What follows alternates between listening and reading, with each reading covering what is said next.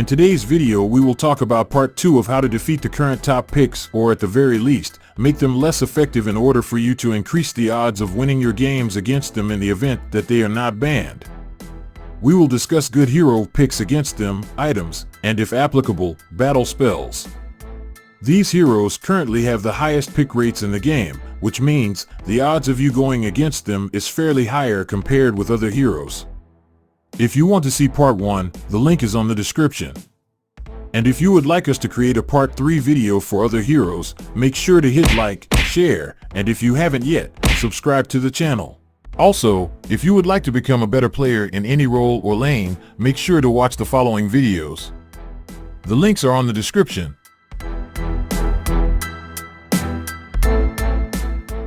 You can use Twilight Armor to greatly decrease his damage, which can buy you enough time to get close and hopefully allow you to take him down. Usually though, this is only applicable if you are playing as a melee hero. Otherwise, if you are playing a burst damage squishy ranged hero, it would be a better idea to just focus more on damage in order to nuke or defeat Brody quickly before he gets the chance to draw a second shot. What really makes it challenging for Brody is when fast-moving heroes with blink and dash skills are picked against him, since they are capable of closing the gap quickly. Heroes with control immunity and cleansing abilities are even more effective since they can avoid his second skill stunning effect. Brody, without his stunning effect, is greatly ineffective. Keep in mind that no matter how powerful Brody's attack is, he is still one of the heroes with the slowest attack speeds, and without his second skill stunning effect, you should be able to close the gap quickly and get rid of him. In our opinion, Leslie is one of the best picks against him since she has a cloaking ability which can prevent his second skill from targeting her. And if Brody, by chance, was able to cast his second skill on Leslie, she can easily use her second skill to knock him back before he reaches her. Leslie also has a much longer range than Brody. Hanabi, when equipped with Aegis, is another pick that is tremendously effective against Brody. Keep in mind that Hanabi is immune to control effects as long as she has a shield. It does not matter if she got her shield from her first skill or other sources. As long as she has a shield, she will be able to block Brody's second skill, which will prevent him from stunning her, thus allowing Hanabi to continue her Petal Barrage. To make Brody's ultimate useless, use Wind of Nature if you are playing as a marksman, or Winter Truncheon if you are playing as a mage hero. Be careful with Winter Truncheon though. If not timed correctly, you might end up putting yourself in a worse position. Rose Gold Meteor is a fairly effective item in making Martis' ultimate less effective. Keep in mind that what makes Martis powerful is his ultimate's ability to streak kills every time his ultimate deals the killing blow on an enemy. Every time his ultimate kills a hero, his ultimate can be recasted in order to deal another tremendous blow. If Martis uses his ultimate on a hero that is using Rose Gold Meteor, they are given a shield that can, in most cases, block Martis' ultimate's killing blow, thus putting it into cooldown status. If you're playing a marksman hero, using Wind of Nature is a good idea in order to prevent Martis from shaving off too much of your hero's life. Remember, his ultimate is only useful if it is used as a killing blow. Having Wind of Nature can sometimes buy you enough time to defeat him before he gets the chance to use his ultimate, especially in the late game. Heroes with very high survivability and HP sustain are also very good, especially when equipped with Antique Cuirass. While it's true that Martis' second skill makes him immune to most control effects, suppression is the exception, and with his underwhelming dashing ability, it is extremely easy for Kaja to lock him down using his ultimate. Minsithar's ultimate is also an excellent way of preventing Martis from using his beloved skills. All of his skills are ground targeted and have a pretty limited range. This makes it very ideal to pick heroes with tremendous mobility in order to dodge Paquito's skill combos. Since he strongly relies on his dashing ability, choosing heroes that prevent him from using his dash skills greatly decreases his effectiveness. Minsithar is a remarkable pick against Paquito because of his ultimate that is capable of locking down both Paquito's second skill and ultimate. While it's true that Paquito has tremendous damage, the problem is he does not have any innate armor-piercing capabilities. So if you are playing as a beefy hero, having Antique Cuirass can greatly decrease his effectiveness. Eve might have tremendous range and damage, but that is not a problem for heroes with tremendous mobility.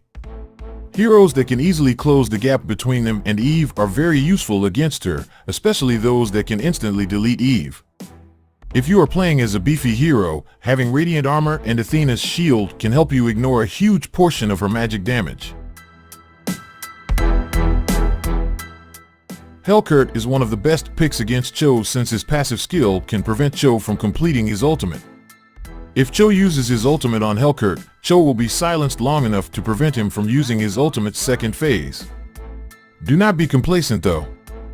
Cho has a very dynamic combo path. If you are not careful, a skilled Cho player can still take you down even if you are playing as Hellcurt. Tanky heroes also have a huge advantage against Cho, especially those with very high HP sustain. Such heroes are capable of surviving Cho's skill combos, forcing Cho to either retreat or die. Due to Cho's reliance on his control abilities, heroes that have control immunity or cleansing abilities are also good picks. I will say it again though, Cho has a very dynamic combo path, so play carefully. If you are careless, Cho can defeat you regardless of your pick. The best way of defeating Valentina is by picking heroes with ultimates that will not benefit her so much. Here are some examples of heroes with ultimates that do not go so well with Valentina. She does not benefit so much from Zilong's ultimate since her attack speed is very slow. She becomes a little faster and gains slow immunity, but that's about it. As for Popple and Koopa, she does not benefit at all. She does not gain a wolf, nor any skills Popple have. Not even Popple's passive is copied. Basically, she just transforms into Popple. Hilda's ultimate, without stacks, is extremely weak. And since Valentina cannot gain stacks, using Hilda's ultimate does not allow her to deal tremendous damage. It's not completely useless, but it is far from useful. When Valentina steals Valor's ultimate and activates it, she can cleanse herself from control effects. The camera pans out as well. But besides those, she does not gain anything else useful. When Valentina steals Gusion's ultimate, she can blink and dash around like a lunatic. Anything else? None. Uranus' ultimate is technically not useless when used by Valentina. The problem is, his ultimate is only useful if used by a tanky hero. Sure, her movement speed increases, and she regenerates some HP, but since Valentina is very squishy, she can still die easily. When Valentina uses Haris' ultimate, she just summons a rift that slows down all enemies within its area of effect. Besides that, she does not gain anything else. Ixia's ultimate has a firing rate that relies on how fast her attack speed is. Since Valentina's attack speed is slow, using Ixia's ultimate will barely help in team fights. Also, let us not forget that Valentina is squishy, so picking heroes with high burst damage is also a great idea. If applicable, get Athena's shield in order to reduce the magic damage she deals on your hero. Uranus is hard countered by Esmeralda because of her ability to deal damage to shielded enemies and incredible survivability. It would require an absurd amount of misplays for an Esmeralda player to lose against Uranus. Heroes that also have skills or attacks that scale based on how high the target's max HP are great picks against Uranus, especially those that deal high amounts of damage within a short period of time. Since Uranus' strength lies in his ability to regenerate HP, using life drain items can help defeat him as well. And since we are talking about life drain, it would be a sin not to mention Basha. If you are playing as a hero which relies on fast basic attacks, using Demon Hunter Sword is also a good idea since it deals extra damage based on the target's current HP. If appropriate, you can also use Golden Staff with Demon Hunter Sword for greater effectiveness. Kadita is capable of deleting a lot of heroes thanks to her ultimate's burst damage. The good news is, if you survived against her ultimate with a sizable amount of HP left, your odds of defeating Kadita will be tremendous. This makes it ideal to pick heroes with absurd mobility. Keep in mind that all of Kadita's skills are ground targeted or area of effect skills that do not lock onto the target, which makes them very easy to dodge or juke. Not only are her skills dodgeable, all of them have a long backswing as well, which means if you are quick enough, you should be able to dodge everything she throws. Heroes with a good balance between damage and survivability are also very good against her, especially those with immunity or cleansing capabilities against control effects. Athena's shield can also help in preventing Kadita from auto-deleting your hero. If applicable, having Rose Gold Meteor is also a good idea. Keep in mind that a lot of good Kadita players love to utilize bushes, so make sure to have excellent map awareness and intuition to predict where she might be hiding. She heavily relies on her shield regeneration, which makes it ideal to have life drain items to prevent her from regenerating so much. Picking Basha against her is obviously a good idea, since Esmeralda's fuel for her shield regeneration comes mostly from her first skill, while her second skill reduces her first skill's cooldown time. Avoiding her second skill from hitting your hero is a good idea. This makes it ideal to pick high mobility heroes against her.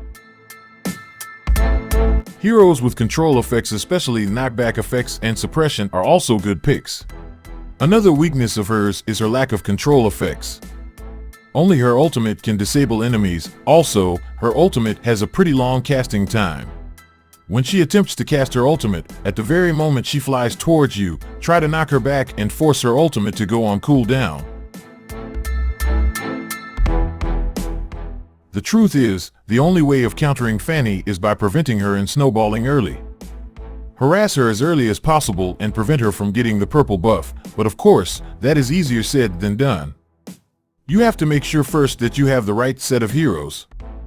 When the opposing team picks Fanny, avoid picking heroes that heavily rely on directional and ground-targeted skills.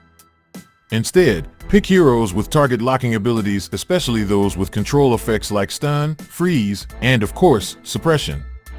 To increase your odds of winning against her, pick heroes that heavily rely on target locking attacks, especially those with very high burst damage. Let's not forget that heroes capable of restricting dash and blink skills are also very good against Fanny.